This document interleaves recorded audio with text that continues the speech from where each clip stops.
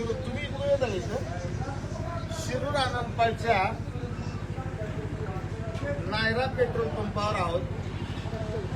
इथं रांग लागलेली आहे.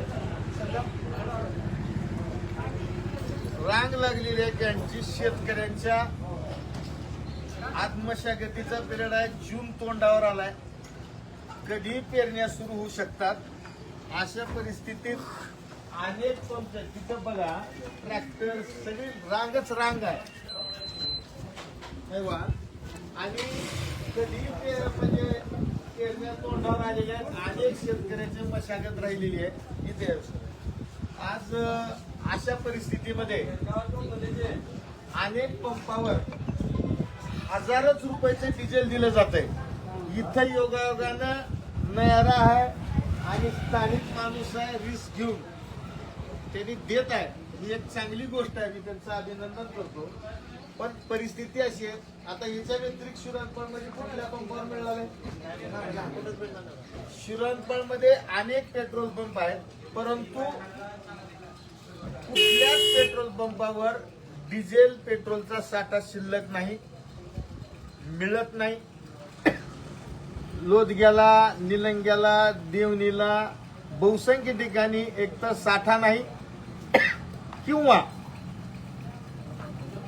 केवळ साठा असला तरी 1000 रुपयाचं एकाला दिलं जातं. आणि ते पण कॅटात नाही. ट्रॅक्टर शेतात कुठेतरी मशागत करत असलेलं ते थांबवायचं, ट्रॅक्टर घेऊन यायचं, 1000 रुपयाचं डिझेल भरायचं, परत शेतात जायचं. 1000 रुपयाच्या डिझेल मध्ये अर्धा उडही निघत नाही आणि अर्धा एकर निघत नाही. तीच अर्धा एकरही निघत नाही. पुन्हा 1000 रुपयाचं डिझेल भरायला वापस यायचं आणि ह्यात येण्या जाण्यात त्याच्यातलं 300चं डिझेल 400चं डिझेल येण्या जाण्यात जाते. अशी परिस्थिती आहे. सरकार पेट्रोल डिझेलचा साठा उपलब्ध आहे असे स्टेटमेंट देते. ह्या सरकारमध्ये दम नाही अमेरिकेला न भेटा इराणकडून तेल घ्यायची. या सरकारमध्ये दम नाही अमेरिकेला न भेटा रशियाकडून डिझेल घ्यायची. मुळात बफर स्टॉक कोणत्याही देशाकडे युनिव्हर्सल नियम आहे, जागतिक नियम आहे की किमान 1 वर्ष पुरेल एवढा बफर स्टॉक इंधनाचा त्या देशानं शिल्लक ठेवला पाहिजे. जर आपल्या भारताकडे मजबूत पंतप्रधान असताना 1 वर्ष पुरेल एवढं जर डिझेल शिल्लक असतं तर आज ह्या रांगा लावायची वेळ आली नसती. भाव वाढलाय तो भाग अजून वेगळा आणि भाव पण कसं वाढायले.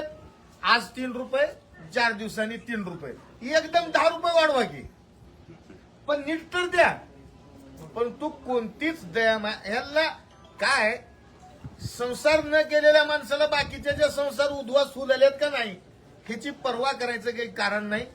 त्यामुळं बेपर्वा सरकार आहे. सरकारनं जनतेला वाऱ्यावर सोडलंय. एक तर शेतमालाला भाव नाही. आमच्यापाशी होतं तेव्हा सोयाबीन 4000 रुपये 3500. आमचं संपलंय आता. पेरणीची वेळ आली आहे तर सोयाबीन 8000. म्हणजे बियाणं आम्हाला 8000च्या हिशोबानं घ्यावं लागेल. आणि जेव्हा पुन्हा आमची रास होईल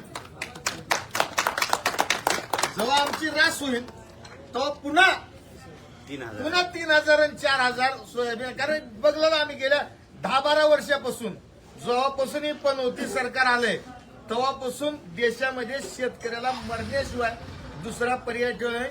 ही गोष्ट वेगळी. त्या धर्माचे, भारतीय संस्कृतीचे संस्कार आणि आमचं कौटुंबिक नातं ह्याच्यातून लोक कसं तरी लेकरा बाळाकडे बघून, मायबापाकडे बघून, भावा बहिणीकडे बघून तग धरून जगलेल्या. खरं जर विचार केला की कसं जगावं तर आज जगायला काही शिल्लक या सरकारनं ठेवलेलं नाही. ही रांग ह्या शिरणपळमध्ये कधी अशी रांग लागल असं कुणी लहानपणापासून स्वप्न सुद्धा बघितलेलं नाही. ही रांग लागण्याचं कारण ह्या सरकारमध्ये अमेरिकेला न भिता डिझेल पेट्रोल इराणकडून किंवा रशियाकडून खरेदी करायची हिंमत नाही. बर यांनी रेट वाढवल्यात. 1 लिटरला साधारणतः 32-36 रुपये यांचा केंद्र सरकारचा टॅक्स आहे. तो टॅक्स कमी करा ना. रोड कशाला वाढवला? लोककल्याणकारी देश आहे, लोकशाही आहे. तुम्ही टॅक्स कमी करू शकता कच्च्या तेलाची किंमत वाढली म्हणून, परंतु तुम्हाला तुमचा नफा सोडायचा नाही, कारण तुम्ही गुजराती हो. तुमचा नफा तुम्हाला सोडायचा नाही. जी काही नरडं दाबायचंय ती शेतकऱ्याच दाबायचंय. तुमचं दाबणं चालू आहे. शेतकरी उघड्या नजरेनं बोलतोय. लक्षात ठेवा, याचा हिशोब होईल. शेतकरी हा दिवस विसरणार नाही. ऑक्सिजन न मिळता आमचे सोयरेदारी, आमच्या घरातले कुटुंबीय मेल्यात, तोही दिवस आम्ही विसरलेला नाही. तुमचा हिशोब चुकता केला जाईल. जरा दमका.